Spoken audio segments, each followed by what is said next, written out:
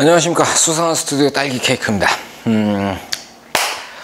촬영을 하는 장소를 보고 스튜디오라고 부르죠. 원래 뜻을 찾아보시면 작업실 뭐 이 정도로 나올 겁니다. 제 작업실입니다. 스튜디오 사진을 촬영하기 위해서 필요한 장비들이 많이 있습니다. 그 중에서 가장 중요한 장비를 꼽으라.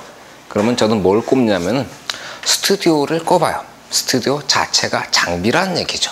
자, 오늘은 스튜디오에 대한 얘기를 좀 해드리려고 합니다. 자, 이 스튜디오를 만들 때는 여러 가지 조건들이 있어요. 그 조건에 맞는 스튜디오를 만드시면 되고요. 그런데 대부분의 그 촬영자들이 조건에 맞춰서 스튜디오를 고르는 게 아니고 스튜디오를 먼저 고르고 그 다음에 조건을 만들게 되는 거죠. 그래서 필요한 부분하고 실제로 가지고 있는 부분들이 좀 다른 경우들이 있어요. 저 같은 경우에도 마찬가지랍니다. 저는 굉장히 천장이 높고 좌우 폭도 한 20m 정도, 그리고 길이는 한 30m 정도, 그런 공간을 좀 스튜디오로 쓰고 싶은데 그런 공간을 쓰게 되면 유지비가 어마어마하게 나옵니다. 특히 천장이 2배로 높아지면 냉난방비가 엄청나게 나오겠죠. 뿐만이 아니고 임대료도 꽤 비쌀 겁니다. 옷이 아까부터 마음에 걸려요. 마음에 안 들어. 사진에 관련된 옷을 입어보라 그래서 입었는데 썩 어울리지 않는다는 생각이 들고 있습니다. 어디까지 얘기했지? 마음에 들지 않는다. 여보세요. 자, 아까 어디까지 얘기했는지 기억이 나지 않고 있습니다. 어쩔 수 없죠. 그냥 가야죠. 했던 말 또 해야 되겠네요. 자, 제일 먼저 스튜디오. 제일 먼저 고려하셔야 될 거는 안에 들어있는 색입니다. 어떤 색으로 스튜디오를 꾸밀 것인가? 핑크색 스튜디오가 좋을까요? 절대 안 됩니다. 스튜디오는 기본적으로 무채색으로 가는 거예요. 흰색이나 회색이나 검정색. 왜 그럴까요? 자, 우리 카메라를 한번 보죠. 내 카메라가 어디 떨어져 있나? 여기 있군요. 자, 제가 사용하는 알파 900입니다. 어떤 색이죠? 검정색이죠? 왜 검정색일까요? 정물 같은 거 촬영하실 때 만약에 카메라가 유채색으로 파란색이다. 전 파란색을 좋아합니다. 그래서 카메라가 파란색이다. 그리고 조명을 놓고 이렇게 가가지고 촬영을 했다. 어떤 일이 벌어지냐면은 카메라가 파란색이면 빛이 여기 맞고 파란색으로 반사가 돼가지고 피사체에도 푸르스름하게 나오겠죠. 그래서 카메라는 검정색인 겁니다. 마찬가지로 스튜디오도 무채색을 쓰셔야 되는 이유가 거기 있어요. 스튜디오를 빨갛게 칠해놓고 촬영을 해보시면은 조명이 빵 때렸는데 피사체에만 들어가는 게 아니고 벽에 날아가서 벽에 맞고 빨간색이 바운스가 돼가지고 피사체에 불그스름한 그런 현상이 일어나겠죠. 그래서 스튜디오는 하얀색이나 회색 혹은 검정색을 쓰는 겁니다. 그런데 검정색으로 칠을 해놓으면 제가 여기서 다른 데로 옮겨가야 될 때 여기를 하얀색으로 다시 칠해 드려야 되겠죠. 복구할 자신이 없습니다. 그래서 흰색을 그냥 쓰고 있습니다. 흰색도 괜찮거든요. 다음은 스튜디오하고 피사체의 관계예요. 자, 제 스튜디오는 대략 이 정도 비율을 가지고 있어요. 여기서 위에 보시면은 전동 배경을 이렇게 달아놨어요. 멍청했죠? 전동 배경을 달다니.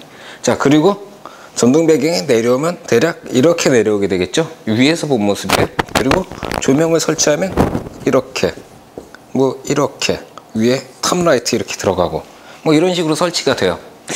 그림으로 그려놓으니까 그럴싸한데 실제로 촬영해보면 참 어려워요. 왜 어렵냐면 조명이 움직일 공간이 좁다는 거죠. 사진에 따라 가지고 조명이 이렇게 막 왔다 갔다 이렇게 거릴 공간이 좀 여유롭게 있어야 되는데 저 같은 경우는 배경지를 내리게 되면 찍을 수 있는 사진이 몇 가지가 안 돼요.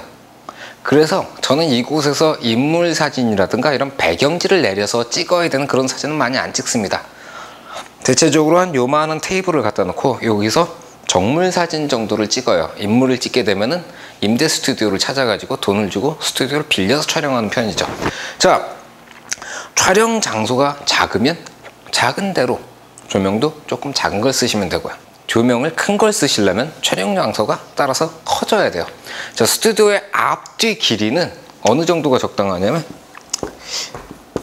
돈이 되는 대로 쓰면 됩니다. 그게 사실 정답이죠. 돈에 맞춰서. 그런데 저 같은 경우에는 여기 작업실을 쓰기 전에 쓰던 곳은 어떻게 기획을 했냐면, 사람을 한 명 세워놓고 제가 이 뒤에서 카메라를 들었을 때 70-200 2.8짜리 뭐 이렇게 오래 쓰지? 렌즈를 들고 200mm 줌을 쭉 당겼을 때 모델의 전신, 그러니까 발 밑으로는 한 50cm, 머리 위로는 한 1m 정도 나올 만한 길이가 필요했어요. 대략 한 15m에서 20m 사이면은 이 정도 촬영하실 수 있을 겁니다. 무슨 말씀을 드리는 거냐면, 사용하셔야 될 렌즈가 있죠. 내가 갖고 있는 렌즈가 뭐 300mm 렌즈다. 300mm로 내가 뭐 허벅지에서부터 머리 위 1m 지점까지 촬영을 하겠다. 그러면 그 정도에 어울리는 길이가 있어야 되고, 그러니까 내가 쓰는 장비에 맞춰서 1.5 크롭 카메라면 조금 더 긴 거리가 필요하겠죠. 그런 식으로 길이는 그렇게 구성을 하시면 되고요. 폭은 내가 쓰는 조명의 크기하고 이게 움직이는 거리 정도 생각하시면 됩니다. 그러니까 장비를 무엇을 운영할지에 따라 가지고 스튜디오의 어떤 형태라든가 그런 게 바뀌게 되는 거예요. 높이가 높으면 좋은 건 그만큼 여유 있게 위로 조명을 세팅할 수 있기 때문입니다. 사람이 서 있는데 제가 여기서 조명을 세팅을 하면요, 제 키가 170cm 정도 되는데 어때요? 머리 위로 조명하고 머리통하고 거리가 거진 한 50-60cm 이상 떨어지지 않습니다. 그러니까 인물이 서서 뭐 한 180 되는 모델들을 찍겠다. 그럼 모델하고 조명하고의 거리를 한 1m 이상 떨어뜨리겠다. 그럼 일단 3m 정도는 필요하겠죠. 3.5m 그 정도면 1.5m 정도 떨어뜨릴 수 있는 거고, 서 있는 인물의 전신을 촬영하거나 이럴 땐 탑라이트가 위로 올라가야 되니까 천정이 높으면 굉장히 유리해요. 근데 저는 여기서 정물 사진을 많이 찍기 때문에 그렇게 천정이 높은 스튜디오가 아니어도 되는 거죠. 자, 참 뭐라고 말씀드릴 수 없는 부분이에요. 스튜디오가 어떻게 보면 그 스튜디오라는 공간을 운영하는데 제일 많은 돈을 잡아먹는 거죠. 임대료 때문에요. 그러니까 가지고 있는 공간에서 촬영을 하셔야 되는데, 촬영을 하실 때는 유채색으로 이루어진 물건에 반사가 돼서 피사체에 영향을 끼치지 않을 정도로, 그리고 상황이 허락하는 대로 공간을 이용하시면 되는데 불가능은 없습니다. 머리를 짜내세요. 저는 예전에 그것 때문에 이렇게 그 냉장고 박스를 주워다가 거기다 하얀색 종이를 붙여가지고 이렇게 벽을 쳤었어요. 그리고 그 안을 스튜디오로, 미니 스튜디오로 사용한 적도 있고, 그 다음에는 뭐라 그러지 이걸? 이름을 봐야 되겠는데, 이걸 폼보드라고 부르는군요. 이런 폼보드를 20개를 샀어요. 그래서 그걸 종이 테이프로 다 붙여가지고 한 이만하게 까맣게 공간을 만들어 놓고 그 안에서 촬영을 한다든가, 뭐 정 안 될 때는 그냥 찍었습니다. 그리고 포토샵으로 다 따내가지고 작업을 할 때도 있었고요.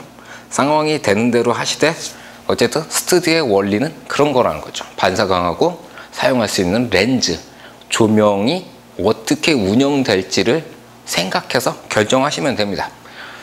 그건 이제 일반적인 사진만을 위한 스튜디오고, 거기에 이제 손님이 찾아오게 되는 영업용 스튜디오라면은 사람들이 찾아오기 쉬운 곳. 제 작업실은 달동네에 있어가지고 손님이 찾아오기 굉장히 힘든 곳이에요. 그래서 여기는 손님이 잘 안 옵니다. 하지만 손님을 받아야 한다면 지하철역 근처로 갔겠죠. 뭐 이런 식으로 필요한 상황들을 선택을 하셔가지고 고르시면 되겠습니다. 스튜디오에 대한 자세한 것은 경우에 따라 다 틀리니까 수상한 스튜디오 홈페이지에 오십시오. 수상한.com입니다. Q&A 게시판에 남겨주시면 제가 성심성의껏 시간이 되는 대로 답변을 해드리도록 하겠습니다. 오늘은 여기까지입니다. 다음 시간에 또 뵙겠습니다.